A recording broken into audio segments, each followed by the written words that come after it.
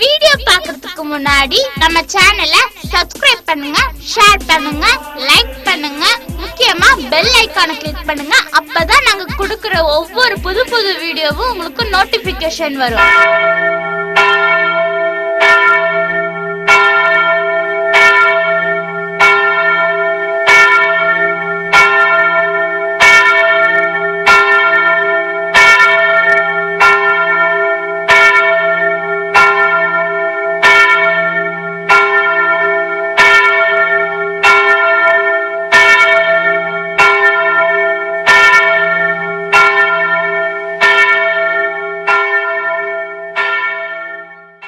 பிதா, குமாரன், பரிசுத்தாவின் நாமத்தினால இந்த வாக்குத்தத்த ஆராதனைக்கு வந்திருக்கிற உங்களை மிகுந்த அன்போடு நான் வாழ்த்துகிறேன். இந்த பரிசுத்தமான ஆராதனைக்கு ஆரம்பமாக நாம் தலைகளை தாழ்த்தி கண்களை மூடி ஜெபம் செய்வோம். இரக்கத்தில் ஐஸ்வர்யம் உள்ள எங்கள் அன்பின் ஆண்டவரே, பரிசுத்தமும் மனமகிழ்ச்சிகரமான புதிய மாதத்தின் முதல் நாளின் அதிகாலை வேளைக்காக நன்றியோடு நாங்கள் உம்மை துதிக்கிறோம், ஸ்தோத்திரிக்கிறோம், வாழ்த்துகிறோம், வணங்குகிறோம். அப்பா தேவரீர் 2020 ஆண்டை கிருபையின் அருட்கொடையாக கொடுத்து இந்த கொடிய கொள்ளை நோய் நாட்களிலும் 5 மாதங்களை நாங்கள் பத்திரமாய் நிறைவு செய்யக்கூடிய பெரும் கிருபையை நீர் எங்களுக்கு தந்தே அதற்காக நாங்கள் உமக்கு நன்றி செலுத்துகிறோம். தாவீதின் குமாரனே, உம்முடைய காருண்யம், உம்முடைய கிருபை, உம்முடைய அனுகிரகம் எங்களோடு கூட இருப்பதனால் தான் ஆண்டவரே நாங்கள் இதுவரை ஜீவிக்கிறோம். ஆண்டவரே, இந்த பரிசுத்தமான புதிய மாதத்தை உம்முடைய ஒத்தாசையினாலே பெற்றிருக்கிற நாங்கள் இந்த மாதம் முழுவதும் உம்முடைய கரங்களை பிடித்துக் கொண்டு நீர் காட்டுகிற பாதையில நன்மையான ஈவுகளை பெற்று அனுபவிக்க கருவினார். நான் உனக்கு போதித்து நீ நடக்க வேண்டிய வழி உனக்கு காட்டுவேன், உன் மேல் என் கண்ணை வைத்து உனக்கு ஆலோசனை சொல்லுவேன் என்று சொன்ன ஆண்டவர் தாமே எங்கள் பேரிலே தயவா இறங்க வேண்டும்படியா, எங்கள் பேரிலே தயவான அனுகிரகத்தை ஊற்ற வேண்டும்படியா, எங்களை எல்லா வல்லடிகளுக்கு விலக்கி மறைக்க வேண்டும்படியாக நாங்கள் சொல்லுகிறோம். நீர் பெருகவும் நாங்கள் சிறுகவும் ஒப்புக் கொடுக்கிறோம். இந்த ஆராதனையை பார்க்கிற ஒவ்வொரு உள்ளங்களும் உம்முடைய சமாதானத்தை ருசிக்க கர்த்தர் கிருபையால் நாங்கள் பாடப்போகிற பாடல்கள், கேட்க போகிற வாக்குத்தத்த வார்த்தைகள், நம்பிக்கை நிச்சயத்தோடு ஏறெடுக்க போகிற ஜெப விண்ணப்பங்கள், நன்றி பலிகள் உம்முடைய சமூகத்தில் ஏற்புடையதாக இருக்கட்டும். இயேசு ஆண்டவரின் மூலமாய் கேட்கிறோம் எங்கள் ஜீவனுள்ள பரமபிதாவே. இந்த வாக்குத்தத்த ஆராதனைக்கு ஆரம்பமாக நம்முடைய திருமண்டல பாடல் புத்தகத்தின் பின்பகுதியில் இருக்கிற புத்தெழுச்சி பாடல்களில் 106வது பாடல், அருளியராலமாய் பெய்யும் உறுதி வாக்குதுவே என்ற பாடலை ஆராதனையின் தொடக்க பாடலாக நாம் அனைவரும் இணைந்து பாடுவோம்.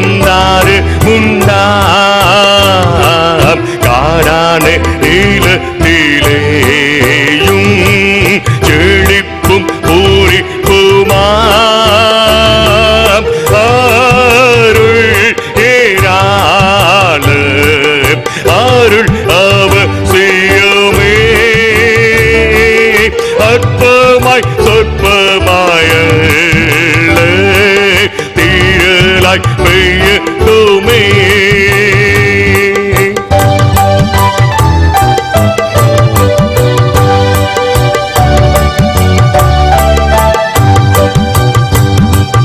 அருளீராளுமாய் பெய்யும் இயேசு வந்தருளுமே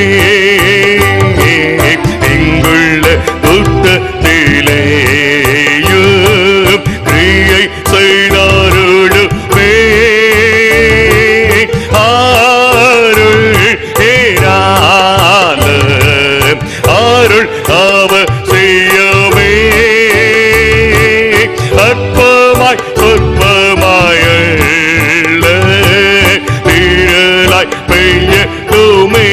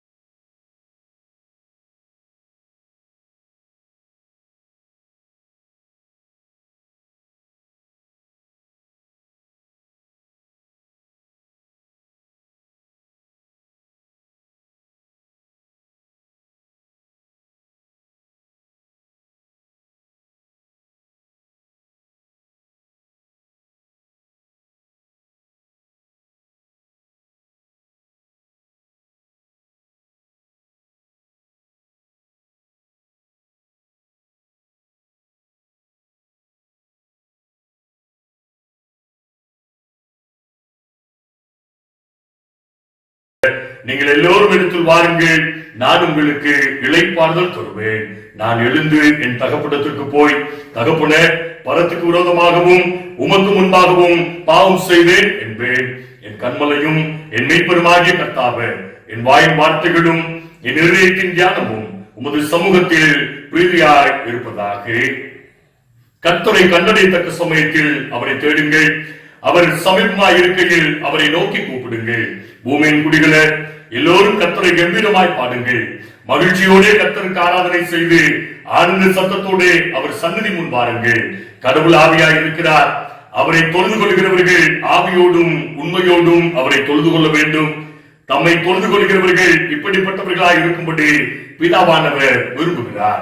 பிரியமான சகோதர சகோதரிகளே, நம்முடைய பரமபிதாவாகிய சர்வ வல்லமையுள்ள கடவுளின் அளவில்லாத தயவினாலும் இரக்கத்தினாலும் பாவ மன்னிப்பை பெறுவதற்காக நாம் செய்த பலவிதமான பாவங்களையும் அக்கிரமங்களையும் அவர் சந்நிதியில் மாயமாய் மறைத்துக் கொள்ளாமல் பணிவும் தாழ்மையும் துக்கமும் கீழ்ப்படுதலும் இதயத்துடைய அறிக்கையிட பற்பல வேத வாக்கியங்கள் நம்மை ஏவுகின்றன. நாம் எக்காலத்திலும் கடவுளுக்கு முன்பாக நம்முடைய பாவங்களை மனத்தாழ்மையாய் அறிக்கையிட வேண்டுவதும் அன்றி அவருடைய திருக்கரங்களினாலே நாம் பெற்றுக்கொண்ட மேன்மையான உபகாரங்களுக்காக நன்றி செலுத்தவும், அவரை மிகவும் சிறப்பாய் புகழ்ந்து பிரஸ்தாபம் பண்ணவும், அவருடைய திருவசனத்தை கேட்கவும், நம்முடைய உடலாவிற்கு தேவையானவர்களுக்காக வேண்டிக் கொள்ளவும் நாம் கூடி வந்திருக்கிற தருணத்தில் பாவங்களை அறிக்கையிடுவது நமது விசேஷித்த கடமையா. ஆகையால் இங்க இருக்கிற நாம் அனைவரும் சுத்த இதயத்தோடும் தாழ்ந்த மனதோடும் பரம கிருபாசன தந்தையில் என்னுடனே கூட சேர்ந்து பொதுவான பாவரிக்கை சொல்லும்படி உங்களை வேண்டிக் கொள்ளுகிறேன். சர்வ வல்லமையும் மிகுந்த இரக்கமுள்ள பிதாவே, தப்பிப்போன ஆடுகளைப் போல நாங்கள் உம்முடைய வழியை விட்டு விலகி அலைந்து போனோம். எங்கள் இருதயத்தின் யோசனைகளுக்கும் விருப்பங்களுக்கும் மிகவும் இணங்கி நடந்தோம். உம்முடைய பரிசுத்த கற்பனைகளுக்கு விரோதமாய் குற்றம் செய்தோம். செய்யத்தக்கவைகளை செய்யாமல் செய்யத்தகாதவைகளை செய்து வந்தோம். எங்களுக்கு சுகமே இல்லை. ஆயினும் ஆண்டவர இயேசு கிறிஸ்துநாதன் மூலமாய் மனிதருக்கு அருளி செய்த வாக்கு தத்தங்களின் படியே நிர்பாக்கியம் உள்ள குற்றவாளிகளாகி அடியாருக்கு இறங்கும். தப்புதங்களை அறிக்கிடுகிற எங்கள் மேல் பொறுமையாயிரும். பாவத்திலும் துன்பப்படுகிற எங்களை சீர்படுத்தும். மிகவும் இரக்கமுள்ள பிதாவே, உம்முடைய பரிசுத்த நாமத்துக்கு மகிமை உண்டாகும்படி நாங்கள் இனி தேவ பக்தியும் நீதியும் தெளிந்த புத்தியும் உள்ளவர்களாய் நடந்து வர இயேசு கிறிஸ்து நிமித்தம் எங்களுக்கு கிருபை செய்தருளும். ஆமென். தங்கள் பாவங்களுக்காக உண்மையாய் துக்கப்பட்டு கடவுளுடைய மனம் திரும்பி அவருடைய ஆவியின் சகாயத்தால் தங்கள் வழிகளை சீர்திருத்த பிரயாசப்படுவதை குறித்து ஆண்டவர் சொல்லுகிற அருள் நிறைந்த மொழிகளை கேளுங்கள். துன்மார்க்கன் தன் வழிகளையும் அக்கிரமக்காரன் தன் நினைவுகளை விட்டு கர்த்தரிடத்தில் திரும்ப கடவன், அவர் அவன் மேல் மனதுருகுவார். நம்முடைய ஆண்டவரிடத்திற்கே திரும்ப கடவன், அவர் மன்னிக்கிறதற்கு தயப்படுத்தியிருக்கிறார். என்னிடத்தில் வருகிறவனை நான் புறமே தள்ளுவதில்லை. ஒருவன் பாவம் செய்வானால் நீர்வனாயிருக்கிற இயேசு கிறிஸ்து நமக்காக பிதாவினிடத்தில் பரிந்து பேசுகிறவராய் இருக்கிறார். நம்முடைய பாவங்களை நிவர்த்தி செய்கிற கிருபாதாரமல்லே அவரே. நம்முடைய பாவங்களை மாத்திரமல்ல, சர்வலோகத்தின் பாவங்களை நிவர்த்தி செய்கிற கிருபையுள்ள ஜீவபலியாய் இருக்கிறார். சர்வ வல்லமையும் மிகுந்த இரக்கம் உள்ள ஆண்டவர் மன்னிப்பையும் பாவ நிவர்த்தியை நமக்கு கட்டளையிட்டவர்களே, வாழ்க்கையை சீர்படுத்துவதற்கான காலத்தையும் தமது பரிசுத்தாவின் கிருபையையும் தேற்றலையும் தந்தருள்வாராக. ஆமென். வாசிக்கும்படியாக கொடுக்கப்பட்டிருக்கிற வாக்குத்தத்த திருமுறை பாடும் எசேக்கியேல் 24ஆம் அதிகாரம் வசனங்கள் 15 முதல் 27 வரை. எசேக்கியேல் 24ஆம் அதிகாரம் வசனங்கள் 15 முதல் 27 வரை. பின்னும் கர்த்தருடைய வார்த்தை எனக்கு உண்டாகி, அவர் மனுபுத்திரனே, இதோ நான் உன் கண்களுக்கு விருப்பமானவளை ஒரே அடியினாலே உன்னை விட்டு எடுத்துக் கொள்ளுவேன். ஆனாலும் நீ புலம்பாமலும் அலாமலும் கண்ணை விடாமலும் இருப்பாயாக. அலராமல் பெருமூச்சு விடு, இலவு கொண்டாட வேண்டாம். உள்பாகையை உன் தலையிலே கட்டி உன் பாதரட்சைகளை உன் பாதங்களில் தொடுத்துக்கொள். உன் தாடியை மூடாமலும் துக்கம் கொண்டாடுகிறவர்களின் அப்பத்தை புசியாமலும் இருக்க கடவாய் என்றார். விடிய காலத்தில் நான் ஜனங்களோட பேசினேன். அன்று சாயங்காலத்தில் என் மனைவி செத்து போனார். எனக்கு கட்டளையிட்டபடியே விடிய காலத்தில் செய்தேன். அப்பொழுது ஜனங்கள் என்னை நோக்கி, நீ செய்கிறவைகள் எங்களுக்கு என்னத்திற்கு அடையாளம் என்பதை எங்களுக்கு தெரிவிக்க மாட்டீரா என்று கேட்டார்கள். நான் அவர்களுக்கு பிரதியுத்தரமாக, கர்த்தருடைய வார்த்தை எனக்கு உண்டாகி, அவர் நீ இஸ்ரவேல் வீட்டாரை நோக்கி, கர்த்தராகிய ஆண்டவர் உரைக்கிறது என்னவென்றால், இதோ உங்கள் பலத்தின் முக்கியமும் உங்கள் கண்களின் விருப்பமும் உங்கள் ஆத்மாவின் வாஞ்சியுமாகிய என் பரிசுத்த ஸ்தலத்தை நான் பரிசுத்த குலைச்சலாக்குகிறேன். நீங்கள் விட்டு வந்து உங்கள் குமாரரும் உங்கள் குமாரத்திகளும் பட்டயத்தால் விடுவார்கள். அப்பொழுது நான் செய்தது போல நீங்களும் செய்வீர்கள். தாடியை மூடாமலும் துக்கம் கொண்டாடுகிறவர்களின் அப்பத்தை புசியாமலும் இருப்பீர்கள். உங்கள் பாகைகள் உங்கள் தலைகளிலும் உங்கள் பாதரட்சைகள் உங்கள் கால்களிலும் இருக்கும். நீங்கள் புலம்பாமலும் அலாமலும் இருந்து உங்கள் அக்கிரமங்களில் வாடி போய் ஒருவரை ஒருவர் பார்த்து தவிப்பீர்கள். அப்படியே எசேக்கியேல் உங்களுக்கு அடையாளமாக இருப்பார். அவன் செய்தபடியெல்லாம் நீங்களும் செய்வீர்கள். இப்படி வரும்போது நான் கர்த்தராகிய ஆண்டவர் என்று அறிந்து கொள்வீர்கள் என்று உரைத்தார் என்றேன். பின்னும் மனுபுத்திரனே, நான் எந்த நாளிலே அவருடைய வளத்தையும் அவருடைய அலங்காரத்தின் மகிழ்ச்சியையும் அவருடைய கண்களின் விருப்பத்தையும் அவருடைய ஆத்மாவின் விசேஷித்த வாஞ்சையையும் அவருடைய குமாரரையும் அவருடைய குமாரத்திகளையும் அவர்களை விட்டு எடுத்துக் கொள்ளுகிறேனோ, அந்த நாளிலே தானே தப்பி வந்த ஒருவன் உன்னிடத்தில் வந்து உன் காதுகள் கேட்க சொல்வான் அல்லவோ? அந்த நாளிலே தானே உன் வாய் திறக்கப்பட்டு நீ தப்பி வந்தவனோடே பேசுவாய். இனி மௌனமாய் இருக்க மாட்டாய். இப்படி நீ அவர்களுக்கு அடையாளமாக இருப்பாய். நான் கர்த்தர் என்று அப்பொழுது அறிந்து கொள்வார்கள் என்றார் என்பது வாசிக்கும்படியாக கொடுக்கப்பட்ட வாக்குத்தத்த திருமறை பாடம் வாசித்தாயிற்று. தேவனே உமக்கே மகிமை உண்டாவதாக. நாம் அனைவரும் இணைந்து நம்முடைய விசுவாசத்தை அப்போஸ்தலர் விசுவாச பிரமாணத்தின் மூலமாக நாம் அறிக்கை செய்வோம். வானத்தையும் பூமியையும் படைத்து சர்வ வல்லமையுள்ள பிதாவாகிய கடவுளை விசுவாசிக்கிறேன். அவருடைய ஒரே குமாரனாகிய நம்முடைய நாதர் இயேசு கிறிஸ்துவை விசுவாசிக்கிறேன். அவர் பரிசுத்த ஆவியினாலே கன்னிமரியாளிடத்தில் உற்பவித்து பிறந்தார். பொந்தியு பிலாத்துவின் காலத்தில் பாடுபட்டு சிலுவை அறையுண்டு மரித்து அடக்கம் பண்ணப்பட்டு பாதாளத்தில் இறங்கினார். 3ஆம் நாள் மரித்தோடத்திலிருந்து எழுந்தருளினார். பரமண்டலத்துக்கு சர்வ வல்லமையுள்ள பிதாவாகிய கடவுளின் வலது பார்சத்தில் வீற்றிருக்கிறார். அவ்விடத்திலிருந்து உயிரோரையும் மரித்தோரையும் நியாயத்திற்கு வருவார். பரிசுத்த ஆவியை விசுவாசிக்கிறேன். பொதுவாய் இருக்கிற பரிசுத்த சபையும் பரிசுத்தவான்களுடைய ஐக்கியமும் பாவ மன்னிப்பும் சரீர உயிர்த்தெழுதலும் நித்திய ஜீவனும் என்று விசுவாசிக்கிறேன். ஆமென். ஜெபம் செய்வோம்.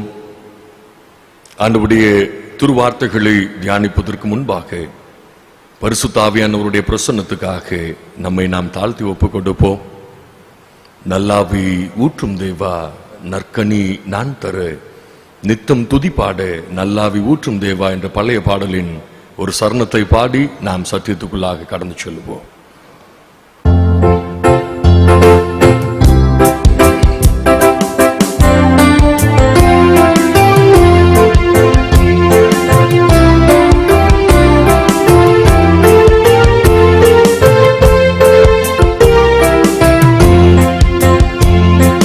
நல்லாவி ஊற்றும் தேவா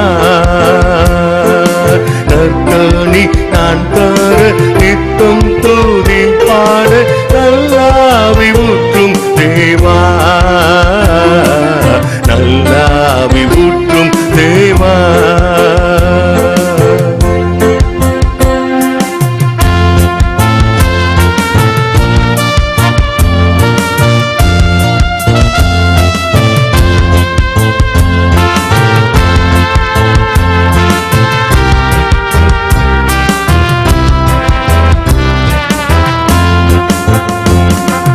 பெந்தெக்கோஸ்தே நாளிலே உந்தன் ஆவியிலே பெந்தெக்கோஸ்தே நாளிலே உந்தன் ஆவியிலே இந்த வேளையில் இறங்கிடுவீரே விந்தை செய் விண்ணாவியாய் நல்லாவி ஊற்றும் தேவா நற்கனி நான் பெற நித்தம் தூதி பாட நல்லாவி ஊற்றும் தேவா நல்லாவி ஊற்றும் தேவா நற்கனி நான் பெற நித்தம் தூதி பாட நல்லாவி ஊற்றும் தேவா நல்லாவி ஊற்றும் தேவா. ஆமாண்டவரே, தேவரீர் எங்கள் பேரில் உம்முடைய நல்ல ஆவியை ஊற்றி வறண்டதும் விடாய்த்ததுமான எங்களுடைய ஆத்துமாவை உயிர்ப்பித்து உம்முடைய மகிமையினால் எங்களை அபிஷேகம் பண்ண வேண்டும் முடியாய் இயேசு ஆண்டவரின் மூலமாய் கேட்கிறோம் எங்கள் ஜீவனுள்ள பரமபிதாவே, ஆமென். கிறிஸ்துவுக்குள் பிரியமானவர்களே, ஆண்டவர் இயேசு கிறிஸ்துவின் விலையேறப்பட்ட நாமத்தினால புதிய மாதத்திலே பிரவேசித்திருக்கிற உங்களை அன்போடு வாழ்த்துகிறேன். நமக்காக 5 காயங்களை சுமந்தவர் 5 மாதங்களை பத்திரமாக நிறைவு செய்ய கிருபை பாராட்டி இருக்கிறார். புதிய மாதத்தின் அருணோதய தொழுகையில ஆண்டவர் நமக்கு அருளும் முதல் ஆசி ஓசியா 14:5 முதல் 7. நான் இஸ்ரவேலுக்கு பனியை போல் இருப்பேன், அவன் லீலி புஷ்பத்தை போல மலருவான், லீபனோனை போல் வேரூன்றி நிற்பான், அவன் கிளைகள் ஓங்கி படரும், அவன் அலங்காரம் ஒலிவ மரத்தினுடைய அலங்காரத்தை போலவும் அவனுடைய வாசனை லீபனோனுடைய வாசனையைப் போலவும் இருக்கும். அவன் நிழலில் குடியிருக்கிறவர்கள் திரும்புவார்கள், தானிய விளைச்சலை போல படருவார்கள். அவன் வாசனை லீபனோனுடைய திராட்சரசத்தின் வாசனையைப் போல இருக்கும் என்று வாக்களிக்கிறார். ஆண்டவர் லீபனோன் மூலமாக 3 காரியங்களை நமக்கு ஆசீர்வாதமாக குறிப்பிடுகிறார். ஒன்று, லீலி புஷ்பம். இது பார்க்க அழகாக இருக்கும், காடுகளிலும் பள்ளத்தாக்குகளிலும் வளரக்கூடியது, பூந்தொட்டியில் வளரும் செடியை போன்றதல்ல. யாருடைய கவனிப்பும் இல்லாமல் தேவனுடைய கவனிப்புல தேவனை சார்ந்து வளரக்கூடியது. தேவன் அருளும் மலையை சார்ந்து பூத்து குலுங்கக்கூடியது. நாமும் தேவனை சார்ந்து வாழ்ந்தால் ஆசீர்வாத அருள்மலையில் நனைந்து மகிழ முடியும். 2, ஒலிவ மரம். இது பார்ப்பதற்கு அழகாக இருக்கும், அதன் பூக்கள் பார்ப்பதற்கு அசிங்கமாக இருக்கும். ஆனால் அதனுடைய கனியானது நமக்கு சிறப்பான பயன் தரும் ஒலிவ எண்ணெயை தருகிறது. பூ பூத்து குலுங்குவது மட்டும் பயனாகாது, கனிகளையும் கொடுத்தால்தான் அது பயன் தரக்கூடியது. நம்முடைய ஆவிக்குரிய வாழ்விலும் பூ பூத்து கனி கொடுக்கிற அனுபவத்துல நாம் தலை தோங்க வேண்டும் என்பதையே ஆண்டவர் விரும்புகிறார். 3, திராட்சை செடி. திராட்சை செடியில் உள்ள பூக்கள் மிகவும் சிறியதாக இருக்கும். மனித பார்வையில அது திராட்சை பழங்களாக மாறி பயன் கொடுக்கும். இந்த பூக்கள் அழகுக்குரியதல்ல, இது சுவை கொடுக்கக்கூடியது. இன்றைய கொரோனா கொள்ளை நோயின் நாட்களில நம்முடைய விசுவாச வாழ்க்கை என்பது லீபனோனில் உள்ள கேதுருவை போல இருக்க வேண்டும் என்பதையே நம்முடைய ஆண்டவர் விரும்புகிறார். அது என்ன கேதுரு மரம்? அது ஆழத்திலே வேரூன்றி மிகவும் வலிமையானதாக வளரக்கூடியது. அதுபோல நம்முடைய விசுவாச பயணமும் கிறிஸ்துவுக்குள் வேரூன்றி வளரக்கூடியதாக இருக்க வேண்டும் என்று ஆண்டவர் விரும்புகிறார். இன்று அநேகருடைய வாழ்க்கை உபத்திரவம் நிறைந்ததாகவே இருக்கிறது. இதற்கு என்ன காரணம் தெரியுமா? 1, நம்முடைய மீறுதல்கள். 2, நம்முடைய ஆண்டவர் நம்மை பக்குவப்படுத்துகிறார். 1 பேதுரு 4:16 ஒருவன் கிறிஸ்தவனாய் இருப்பதினால் பாடுபட்டால் வெட்கப்படாமல் இருந்து அது நிமித்தம் தேவனை மகிமைப்படுத்த கடவன். நம்மை நாமே 2 கேள்விகள் கேட்டு பார்க்க அழைக்கப்படுகிறோம். 1, நாம் விதைக்கப்பட்டு இருக்கிறோமா அல்லது நாம் புதைக்கப்பட்டு இருக்கிறோமா? சங்கீதம் 126:5 கண்ணீரோட விதைக்கிறவர்கள் கம்பீரத்தோட அறுப்பார்கள் என்று தாவீது ராஜா தன்னுடைய அனுபவத்தின் மூலமாக வெளிப்படுத்துகிறார். அன்புக்குரியவர்களே, இந்த உபத்திரவத்தின் காலம் அதி சீக்கிரத்தில் கடந்து போய்விடும்.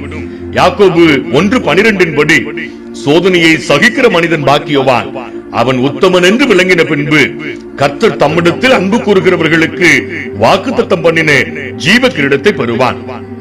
ஒரு ஞானி அதுவும் இதுவும் எதுவும் கடந்து போகும் என்று குறிப்பிடுகிறார். ஸ்பர்ஜன் என்ற தேவ மனிதனிடம் வந்து ஒரு மனிதர், ஐயா, ஜெபிப்பது முக்கியமா அல்லது வேதம் வாசிப்பது முக்கியமா? இவை இரண்டில் எது அத்தியாவசிய தேவை என்பதை எனக்கு விளக்கி சொல்லுங்கள் என்று கேட்டார். உடனே ஸ்பர்ஜன் சொன்னார், நாம் சுவாசிக்கும் மூச்சு காற்றை உள்ளே இழுப்பது முக்கியமா அல்லது வெளியே விடுவது முக்கியமா என்றார். ஐயா, சுவாச காற்றை உள்ளிழுப்பதும் வெளியே விடுவதும் இரண்டுமே முக்கியமானது, அத்தியாவசிய தேவையானது என்றார். உடனே ஸ்பர்ஜன் சொன்னார், விசுவாச ஆற்றை நீந்தி கடக்க ஜெபமும் வேதமும் ரொம்ப ரொம்ப முக்கியமானது, அத்தியாவசிய தேவையானது என்று குறிப்பிட்டார். இன்றைய கொடிய நாட்களின் நிறைவில் ஜீவ கிரீடத்தை அணிந்து கொள்ள ஜெபத்தையும் வேதத்தையும் நாம் தரித்துக் கொள்ள அழைக்கப்படுகிறோம். பிரபலமான நிறுவனங்களின் சேவை மையங்கள் 24 மணி நேரமும் வாரத்தின் 7 நாட்களும் செயல்படும் என்று குறிப்பிட்டிருப்பார்கள். நம் அவசர தேவைக்கு தொடர்பு கொள்ளும் போது இணைப்பை பெற, சேவையை பெற நாம் காத்திருக்க வேண்டிய சிரமங்கள் உண்டு. ஆனால் நம்முடைய ஆண்டவர் ஒருவரே 24 மணி நேரமும் வாரத்தின் 7 நாட்களும் உறங்காமல் தூங்காமல் கண் விழித்து நம்மை உள்ளம் கைகளிலே வரைந்து வைத்து பாதுகாக்கிறார். இனிமேலும் நம்மை பாதுகாத்து நடத்துவேன் என்று வாக்கு கொடுக்கிறார். இம்மாத வாக்குத்தத்த வசனம் எசேக்கியேல் 24:27 நீ அவர்களுக்கு அடையாளமாய் இருப்பாய். பொது மொழிபெயர்ப்பு வேதத்துல நீ அவர்களுக்கு ஓர் அடையாளமாய் இருப்பாய் என்று குறிப்பிட்டிருக்கிறார்கள். யாரிடம் சொன்னது? எசேக்கியேல் தீர்க்கன் இஸ்ரவேல் மக்களுக்கு சொன்ன வார்த்தை. அடையாளம் என்பது மிகவும் முக்கியமான ஒன்று. அடையாளம் என்றால் என்ன?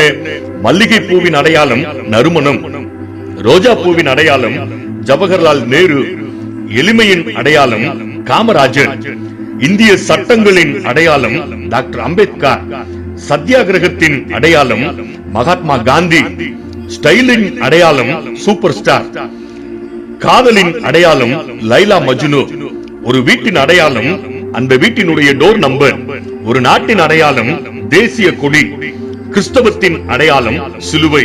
இந்த பட்டியல் முடிவில்லாமல் நீண்டு கொண்டே செல்கிறது. திருமறையில 90 அடையாளங்கள் நமக்கு குறிப்பிடப்பட்டிருக்கிறது. பழைய ஏற்பாட்டில ஆதியாகமம் 1:14 பகலுக்கும் இரவுக்கும் வித்தியாசம் உண்டாக வானம் என்கிற ஆகாய விரிவில சுடர்கள் உண்டாக கடவுது, அவை அடையாளமானது. யாத்ராகமம் 3:12 மோசேயிடம் நான் உன்னை அனுப்பினேன் என்பதற்கு இதுவே அடையாளம் என்று ஆண்டவர் குறிப்பிடுகிறார். யாத்ராகமம் 31:13 நீங்கள் என் ஓய்வு நாட்களை ஆசரிக்க வேண்டும், உங்களை பரிசுத்தப்படுத்துகிற கர்த்தர் நான் என்பதை நீங்கள் அறியும்படி இதுவே உங்கள் தலைமுறை தலைமுறைக்கும் அடையாளமாய் இருக்கும் என்று குறிப்பிடுகிறார். புதிய ஏற்பாட்டில லூக்கா 2:12 பிள்ளையை துணிகளில் சுற்றி முன்னணியில கிடத்தி இருக்க காண்பீர்கள், இதுவே உங்களுக்கு அடையாளம் என்றார்.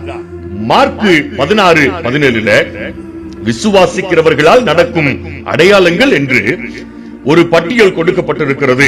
அவர்கள் பிசாசுகளை துரத்துவார்கள். மத்தேயு 26:48 யூதாஸ் முத்தமிட்டு அந்த அடையாளத்தின் மூலமாய் ஆண்டவரை காட்டிக் கொடுத்தான் என்று சொல்லி நாம் வேதத்தில் பார்க்கிறோம். உலக வரலாற்றில் சில அடையாளங்கள் இன்றும் பேசப்படக்கூடியது.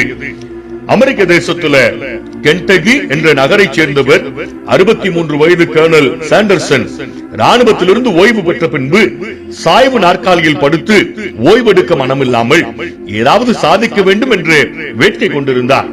குறிக்கோள் இல்லாமல் வாழ்க்கையை அவரால் கழிக்க முடியவில்லை. மேலே மொறுமொறுவென்றும் உள்ளே ஜூசியாகவும் கோழி வறுவல் செய்வதில் இவர் கைதேர்ந்தவர். இந்த சிறப்பான சமையல் குறிப்பை எடுத்துக்கொண்டு ஒவ்வொரு ஹோட்டல் படிக்கட்டுகளாக ஏறி ஏறி இறங்க தொடங்கினார். ஹோட்டல் முதலாளிகள் ஒரு பிச்சைக்காரனை விரட்டுவது போல இவரை விரட்டி அடித்தனர்.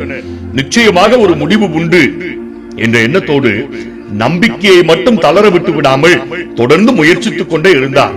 புது புது நகரங்களுக்கு சென்று தன் சமையல் குறிப்பை கொடுப்பதும் விரட்டப்படுவதும் சாண்டர்சனுக்கு வாடிக்கையாகி போனது. இவர் ஏறி இறங்கிய ஹோட்டல்களின் எண்ணிக்கை 1006. 1007வது ஹோட்டலில் இவர் அடியெடுத்து வைத்த போது அந்த ஹோட்டலின் முதலாளி இந்த வயதான மனிதரின் முயற்சியை கரிசனையோடு வரவேற்றார். இவருடைய விடாமுயற்சியும் கடின உழைப்பின் பலன்தான் இன்று இளைய தலைமுறையினர் விரும்பி செல்லும் KFC என்ற அடையாளமாக உள்ளது. KFC பிடிக்காத குழந்தைகள் நிச்சயமாக இருக்க மாட்டார்கள்.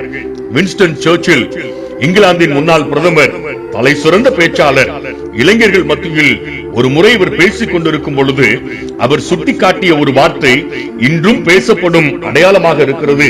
அது என்ன தெரியுமா? Never never never give up. நீ ஒரு அடையாளமாக வேண்டுமா? உன் சாதனை படைக்கும் எண்ணத்தை மட்டும் ஒருபோதும் விட்டு விடாதே. திருமறையின் நிழலில 3 அடையாளங்களை இந்த புதிய மாதத்துல நாம் தியானிக்க போகிறோம். முதல் காரியம் ஆண்டவர் போட்ட அடையாளம். திருமறையில அநேக அடையாளங்கள் இருந்தாலும் ஆண்டவர் போட்ட அடையாளம் எது தெரியுமா? ஆதியாகமம் 4:15 கர்த்தர் அவன் மேல் ஒரு அடையாளத்தை போட்டார். காயின் ஆபேல் சம்பவம் நமக்கு நன்கு பரிச்சயமான ஒன்று. திருமறையின் முதல் பெற்றோர் ஆதாம் ஏவாள் பெற்றெடுத்த பிள்ளைகள் காயின் ஆபேல். ஆபேல் ஆடுகளை மேய்க்கும் மேய்ப்பன், காயின் நிலத்தை பயிரிடும் விவசாயி. ஆபேல் தன் மந்தையின் தலையீட்டுகளில் கொழுமையானதை ஆண்டவருக்கு காணிக்கையாக படைத்தான். காயின் நிலத்தின் முதல் கனிகளை காணிக்கையாக படைத்தான். ஆபேலையும் அவன் காணிக்கையும் ஆண்டவர் அங்கீகரித்தார். காயினையும் அவன் காணிக்கையும் ஆண்டவர் அங்கீகரிக்கவில்லை. இதனால் காயினுக்கு எரிச்சல் உண்டானது. அவன் முகநாடி வேறுபட்டது. காயின் தன் சகோதரனோட பேச்சு கொடுத்து தனிமையில வயல்வெளிக்கு அவனை அழைத்து சென்று கொலை செய்தான். கொலை செய்யப்பட்ட ஆபேலின் ரத்தம் பூமியிலிருந்து ஆண்டவரை நோக்கி கூப்பிட்டது. உன் சகோதரனை நீ கொலை செய்ததால் பூமியில நீ சபிக்கப்பட்டிருப்பாய் என்றான். காயின் ஆண்டவரை நோக்கி, ஆண்டவரே, நீர் எனக்கு கொடுத்த தண்டனையை என்னால் சகிக்க முடியவில்லை என்றும் என்னை கண்டுபிடிக்கிறவன் எவனும் என்னை கொலை செய்து விடுவானே என்றும் புலம்ப தொடங்கினான். இந்த சூழ்நிலையில் தான் ஆண்டவர் காயினை பார்த்து எவரும் அவனை கொன்று போடாதபடிக்கு கர்த்தர் அவன் மேல் ஒரு அடையாளத்தை போட்டார்.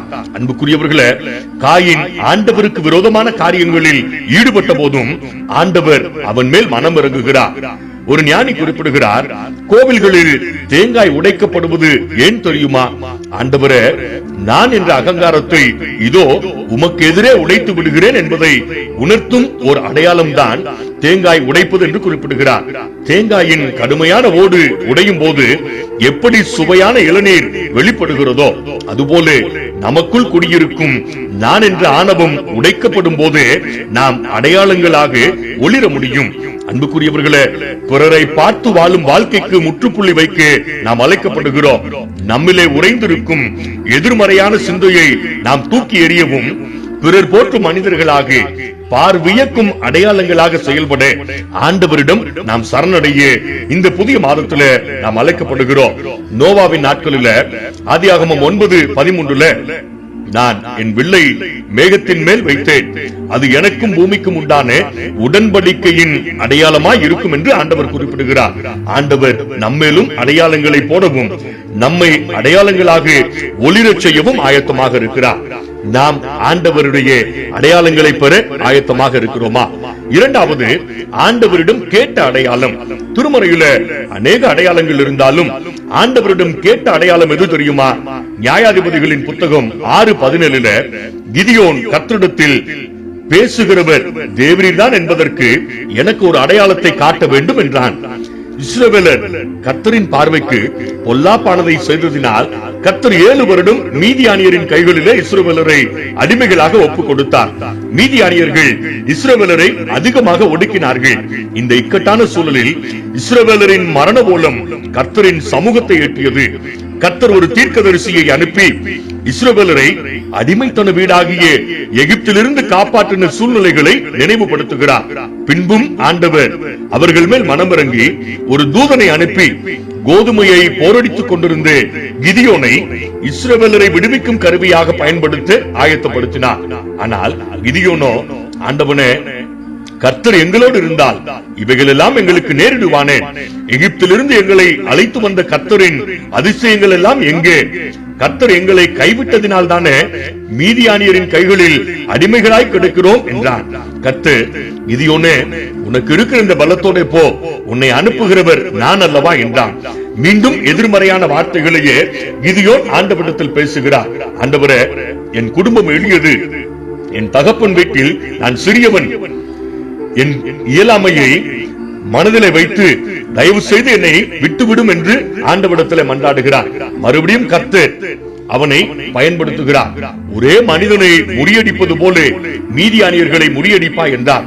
இப்பதான் கிதியோன் ஆண்டவரிடத்துல நியாயாதிபதிகள் 6:17 உம்முடைய கண்களில் எனக்கு தயை கிடைத்ததானால் என்னோட பேசுகிறவர் தேவரீர்தான் என்று எனக்கு ஒரு அடையாளத்தை காட்ட வேண்டும் என்று கேட்கிறார். அன்புக்குரியவர்களே, இந்த கொரோனா கொலை நோய் நாட்களில நாமும் நம்முடைய ஆண்டவரிடம் ஒரு அடையாளத்தை கேட்போம். அன்று ஆண்டவர் கிதியோனுக்கு கொடுத்த நம்பிக்கை என்ன தெரியுமா? நியாயாதிபதிகள் 6:23 உனக்கு சமாதானம், பயப்படாதே, நீ சாவதில்லை என்றார். அதே வார்த்தையை சொல்லி நம்மையும் தேற்றுகிறார். யோசுவா எரிகோவை வேவு பார்க்க ஆட்களை அனுப்பின போது எரிகோவின் ராஜாவுக்கு தகவல் தெரிந்து போனது. ராகாப் என்ற பெண்ணிடம் விசாரணை செய்த போது வேவு பார்க்க வந்த இஸ்ரவேலர்களை அந்த பெண்மணி காப்பாற்றி அனுப்பி வைக்கிறார். அவர்களை அனுப்புவதற்கு முன்பாக யோசுவா 2:13 நீங்கள் என் தகப்பனையும் தாயையும் என் சகோதரரையும் சகோதரிகளையும் உயிரோட வைத்து எங்கள் ஜீவனை சாவுக்கு தப்புவிக்கும்படி எனக்கு நிச்சயமான அடையாளத்தை கொடுக்க வேண்டும் என்றார். சிவப்பு நூலை கட்டி அவர்கள் தப்பித்துக் கொள்வதற்கு வழிகாட்டினார்கள்.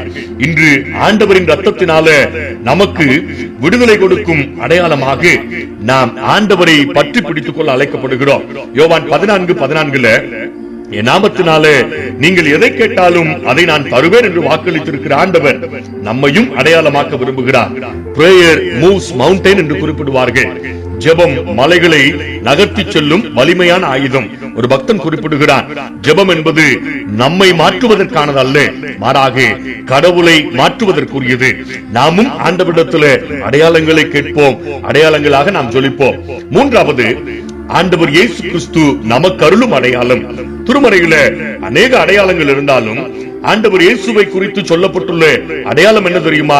யோவான் 1:36 இயேசு கிறிஸ்து நடந்து போகிறதை கண்டு இதோ தேவ ஆட்டுக்குட்டி என்றார். யோவான் ஸ்நானகன் தன்னுடைய சீடர்களிடம் இயேசுவை குறித்து சொன்ன அடையாளம். இதுதான் ஆண்டவர் இயேசுதான் உலகத்தின் பாவத்தை சுமந்து தீர்க்க போகிற ஆட்டுக்குட்டி, நமக்காக பலியாக்கப்படும் பலியாடு, நம்முடைய துணிகர பாவங்களுக்காக சிலுவையில் அடிக்கப்பட போகும் ஆட்டுக்குட்டி என்று குறிப்பிடுகிறார். மத்தேயு 18ஆம் அதிகாரத்துல காணாமல் போன ஆட்டுக்குட்டியை குறித்த சம்பவம் நமக்கு பரிச்சயமான ஒன்று. ஒரு மேய்ப்பனிடம் 100 ஆடுகள் இருந்தது. அதில் ஒன்று வழி தவறி அலைந்து காணாமல் போய்விட்டது. மற்ற 99 ஆடுகள் அவருடன் பத்திரமாக இருந்தது. அவரோ காணாமல் போன ஆட்டை தேடி கண்டுபிடிக்க முயல்வார் என்று ஆண்டவர் குறிப்பிடுகிறார். உலக வாழ்வுல ஒருவேளை ஒரு ஆட்டை நாம் தொலைத்திருப்போமானால் 99 ஆடுகளை காப்பாற்றத்தான் நாம் பிரயாசப்படுவோம். ஏனென்றால் வனாந்தரமான இடத்துல கொடிய விலங்குகளினால மந்தைக்கு ஆபத்து நேரிட்டு விடக்கூடாது என்பதைத்தான் நாம் சிந்திப்போம். ஆனால் உலகத்தின் பாவத்தை சுமந்து தீர்க்கும் ஆண்டவர் இயேசு கிறிஸ்து ஒரு ஆடு கூட வழிதப்பி சென்று விடக்கூடாது என்று விரும்புகிறார். அதனால்தான் தேவ ஆட்டுக்குட்டி என்ற அடையாளத்துக்கு சொந்தக்காரராய் விளங்குகிறார். யோவான் 8ஆம் அதிகாரத்துல விபச்சாரத்தில் பிடிபட்ட பெண்ணை ஆண்டவர் இயேசுவிடம் அழைத்து வந்த நிகழ்வு. வேதபாரகரும் பரிசேயரும் அந்த பெண்ணுக்கு ஆண்டவர் இயேசு கிறிஸ்து என்ன தண்டனை கொடுக்க போகிறார் என்பதை சோதிக்க காத்து நிற்கிறார்கள். 99 நீதிமான்கள் ஒரு பெண்ணின் மீது குற்றச்சாட்டை சுமத்தி வேடிக்கை பார்த்தனர். ஒரு அபலை பெண் மரணத்தின் விளிம்பில தனியாக தவித்துக் கொண்டிருந்தார். ஆண்டவருடைய கரிசனையை கூர்ந்து கவனித்து பாருங்களேன். உங்களில் ஒரு பாவமும் செய்யாதவன் முதல் கல்லை எறியட்டும். சில வினாடிகளில் அங்கே நின்று எவரையும் காணவில்லை. லூக்கா 15:7 குறிப்பிடுகிறது. மனம் திரும்ப அவசியமில்லாத 99 நீதிமான்களை குறித்து சந்தோஷம் உண்டாகிறதை பார்க்கிலும் மனம் திரும்புகிற ஒரே பாவி நிமித்தம் பரலோகத்தில் மிகுந்த சந்தோஷம் உண்டாகும் என்கிறார். அன்புக்குரியவர்களே, உலகோரால் புறக்கணிக்கப்படுகிறீர்களா? கவலைப்படாதீர்கள். சங்கீதம் 118:22 வீடு கட்டுகிறவர்கள் ஆகாதென்று தள்ளின கல்லு மூளைக்கு தலைக்கல்லாயிற்று.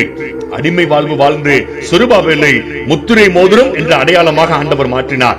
நம்மையும் உலகோருக்கு அடையாளமாக்க ஆண்டவர் விரும்புகிறார். நிறைவாக கிறிஸ்தவர் என்பதற்கு அடையாளம் என்ன தெரியுமா? எரிந்து பிரகாசிக்கும் விளக்கு. ஏன் தெரியுமா? எரிந்து பிரகாசிக்கும் விளக்கை யாராலும் மறைத்து வைக்க முடியாது. சிறிய விளக்கின் வெளிச்சமானாலும் மலையின் மீது ஏற்றப்பட்ட விளக்கின் வெளிச்சமானாலும் அதை யாராலும் மறைக்க முடியாது. அதுபோல கிறிஸ்தவன் எல்லாருக்கும் வெளிச்சம் தரும் வாழ்வை வாழ முயற்சிக்க வேண்டும். மத்தேயு 5:16 இவ்விதமாய் மனிதர் உங்கள் நற்கிரியைகளை கண்டு பரலோகத்தில் இருக்கிற உங்கள் பிதாவை மகிமைப்படுத்தும்படி உங்கள் வெளிச்சம் அவர்களுக்கு முன்பாக பிரகாசிக்க கடவுள் என்று குறிப்பிடுகிறார்.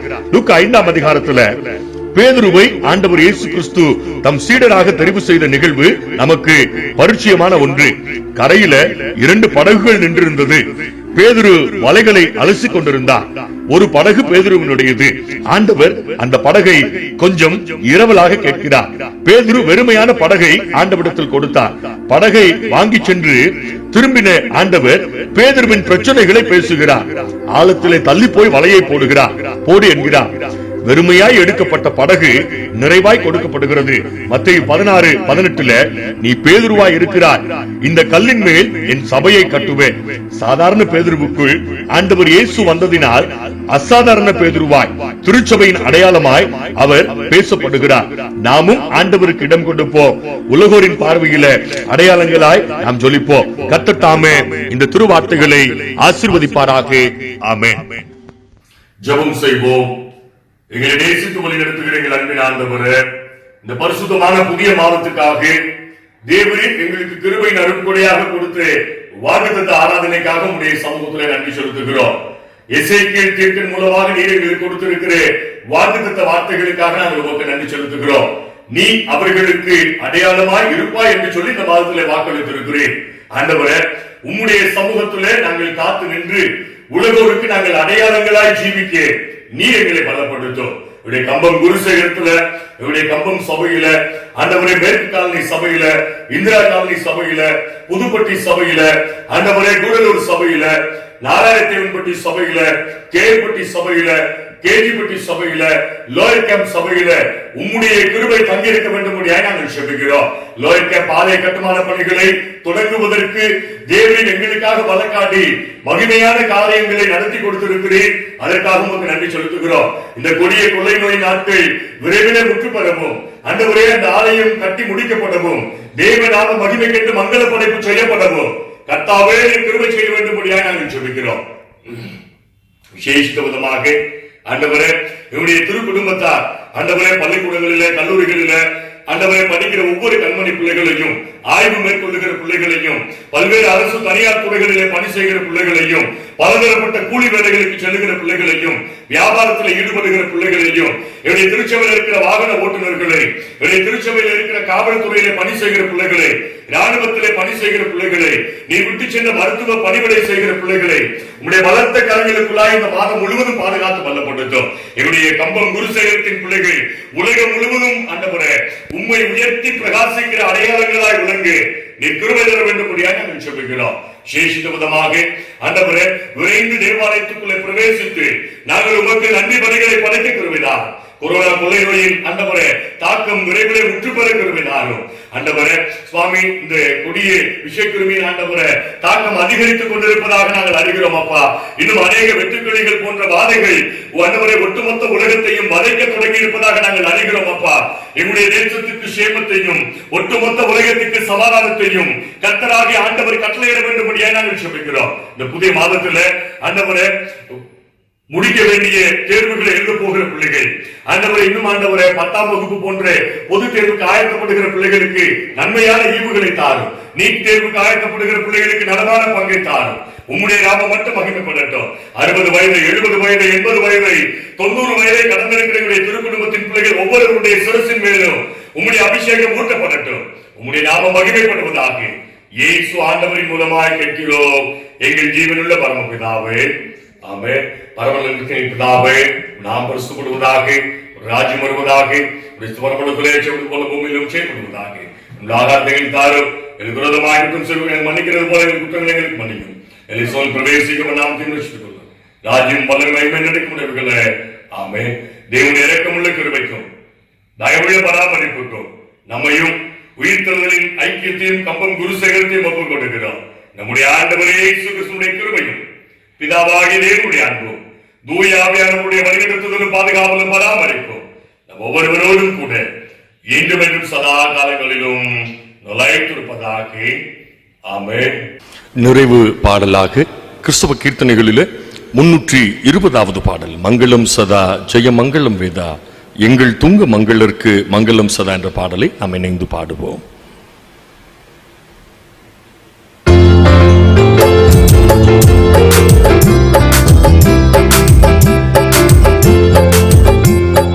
மங்களம் சதா ஜெய மங்களம் வேதா எங்கள் துங்க மங்களருக்கு மங்களம் சதா. மங்களம் சதா ஜெய மங்களம் வேதா எங்கள் துங்க மங்களருக்கு மங்களம் சதா.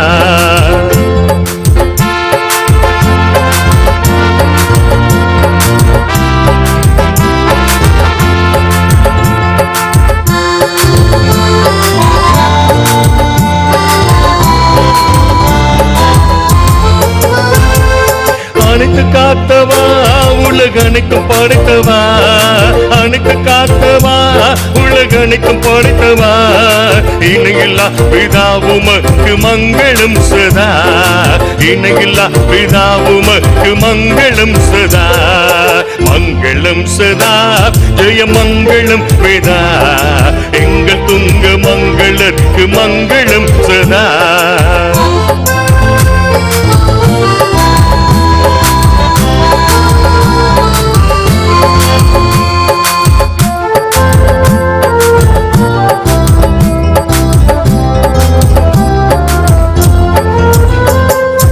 ஏசுநாயகா எம் நேசநாயகா, ஏசுநாயகா எம் நேசநாயகா, வாசில்லாத சுதனுமக்கு மங்களம் சதா, வாசில்லாத சுதனுமக்கு மங்களம் சதா.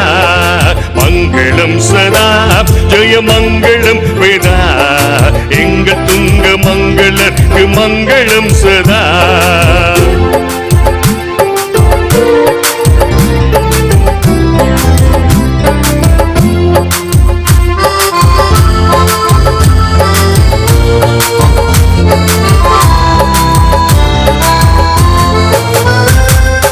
ஞானவாரியே திருவானமாரியே ஞானவாரியே திருவானமாரியே ஆனந்த சுத்தாவி உமக்கு மங்களம் சதா ஆனந்த சுத்தாவி உமக்கு மங்களம் சதா மங்களம் சதா ஜெய மங்களம் வேதா எங்க துங்க மங்களர்க்கு மங்களம் சதா மங்களம் சதா ஜெய மங்களம் வேதா எங்க துங்க மங்களர்க்கு மங்களம் சதா.